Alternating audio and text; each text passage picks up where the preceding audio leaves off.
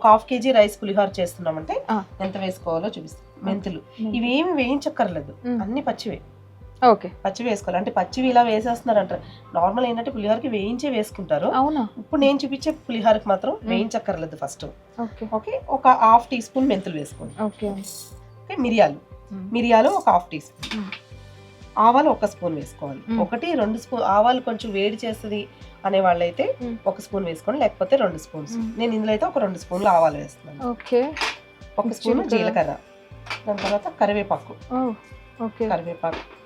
ఎండుమిర్చి అన్ని వేసేస్తున్నాము. ఎండుమిర్చి ఒక 5 అలా వేస్తున్నాను, తర్వాత మళ్ళీ వేసుకోవాలి. ఓకే, ఇది మాత్రం ఫస్ట్ పౌడర్ చేసేసుకోవాలి. ఓకే, ఇది మిక్సీ వేసి చూపిస్తాను. మరీ మెత్తగా చేయకూడదు, కొంచెం బరక లాగా ఉండాలి. ఓకే, సరే మిక్సీ వేద్దాం మనము. ఓకే, సో మిక్సీ పట్టేసి చూడలకి ఇలా బరకలా ఉండాలి.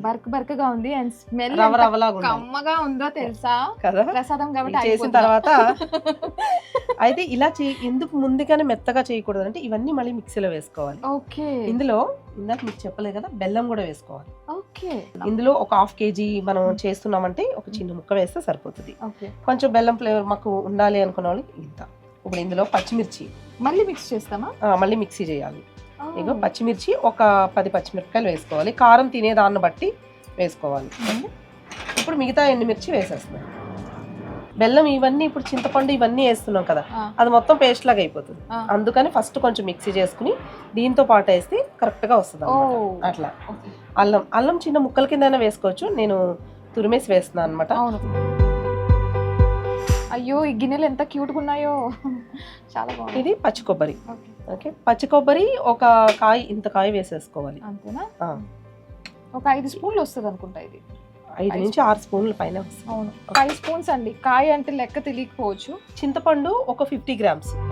మనం పులుపు ఎక్కువ తినేదాన్ని బట్టి, ఇప్పుడు ఎందుకంటే అమ్మవారికి ప్రసాదం చేస్తున్నాం, తర్వాత తినేది మనమే కదా. ఇప్పుడు ఎవరింట్లో ఏ పులిహోర చేసినా వాళ్ళ టేస్ట్కి తగ్గట్టు మనం ఉప్పు ఎంత తింటున్నాం, పులుపు ఎంత తింటున్నాం అంత దాని ప్రకారంగానే చేసుకుంటారు.